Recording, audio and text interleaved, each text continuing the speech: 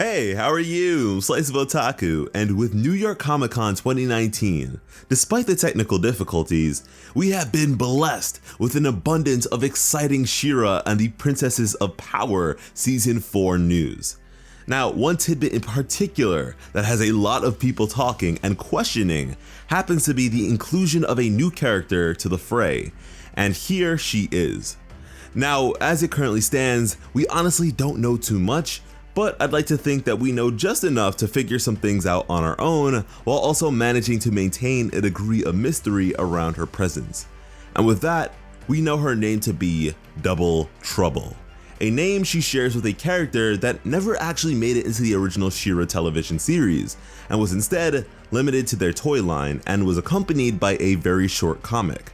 However, apparently, the original series Bible may be able to glean a vague idea of the sort of character the current She-Ra crew would have built up from.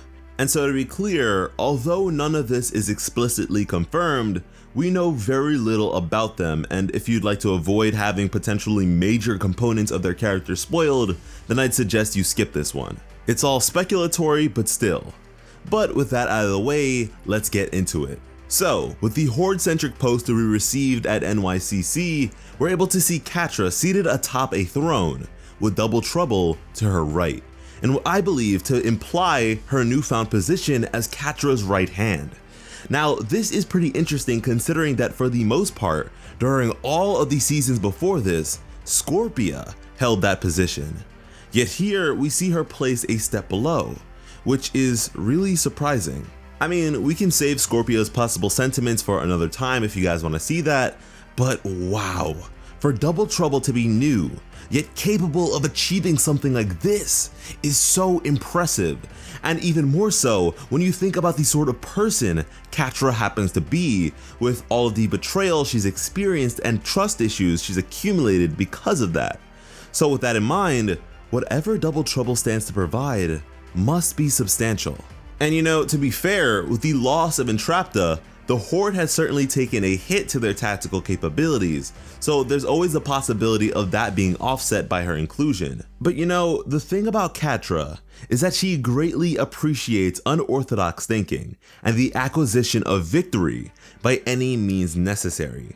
So, I'd like to think that for Double Trouble to have ascended as much as we're being led to believe she has, she would have needed to display these sorts of traits. And you know, another thing worth noting would be that Season 4 wouldn't be Double Trouble's first appearance, as she's actually surfaced all the way back during Season 1 during the fan-favorite episode, Princess Prom, as a character snuck into the background, which may imply a bit of political or hereditary power on her end, which is so interesting. I mean, the meeting of Etheria's princesses every 10 years is a tradition which predates the war, and welcomes all regardless of alignment.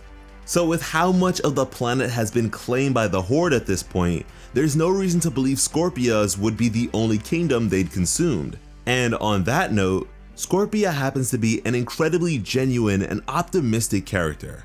One that does as she's told with very little consideration of what Horde victories mean for the rest of the world. Not in a malicious or indifferent sense, but instead a naive, short-sighted, and ignorant sense. Which isn't to say she's dumb or anything, she's just misguided and easily trusting.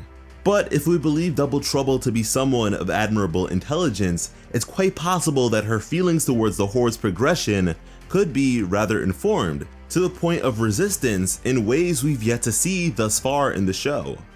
You see, the original Double Trouble was a character intended to be an unrivaled spy for the rebellion, because despite her hatred for the Horde, she donned a guise of obedience and loyalty that nobody could see through. And I don't know, a double agent anti-hero princess could make for a really cool character, but if they wanted to keep her strictly Horde aligned, that'd be great too, because there's just so much that can be done here. In the original, she would have had the ability to shapeshift to an astonishing degree, being able to take on the appearance of almost anyone, and that includes how they sound. Like, this is such a useful ability with an absolute myriad of possible uses, as propaganda and deception are the hallmarks of warfare. Appearance-wise, to me she looks like a sort of reptilian elf, serving to give off an innate vibe of sneakiness as well as wisdom and deception, which, if you've been watching my content for a while, you'll know are the makings of an instant favorite for me, so I am so beyond excited.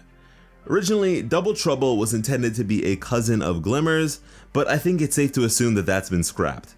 But yeah, it's a really good time to be a She-Ra fan, and I really believe Season 4 will only take things even further. So if you feel the same way and want to see more She-Ra content from me in the future, let me know down below. Thank you all so much for watching and have an awesome day. I love you.